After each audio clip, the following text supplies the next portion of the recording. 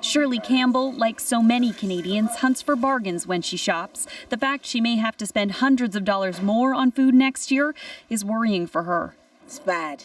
It's real bad because it's already expensive, right? So to have more on it will be difficult. But other shoppers just expect it. We kind of just pay what it costs. That's it. We don't spend a whole lot of time looking at it. We just try and get good stuff, and whatever it costs, it costs. It's normal to see food prices go up a bit each year, according to the report, about 1 to 2%. But it forecasts that the cost of vegetables, meat, and seafood could rise as much as 6% next year. Fruit and nuts, as much as 5%. Some of the reasons behind that possible spike are more typical than others.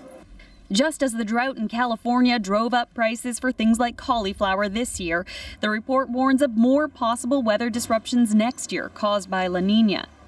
It also flags the potential for higher energy costs and the impact of what many analysts expect to be a weak Canadian dollar.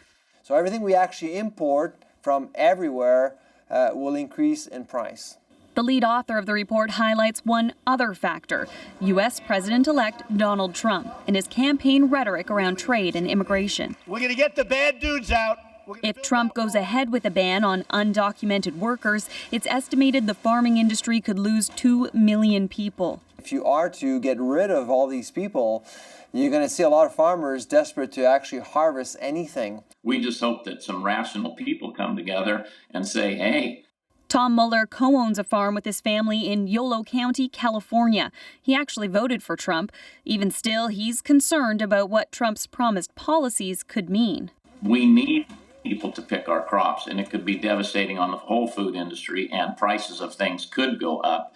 If the forecast is correct and rising costs elsewhere get passed on to shoppers like Campbell, $20. Thank you. she says there are simply some items she'd have to live without. Jacqueline Hansen, CBC News, Toronto. If prices rise, as the authors of the study expect, the annual food bill for Canadian households could go up by $420. But the impact won't be felt equally across the country.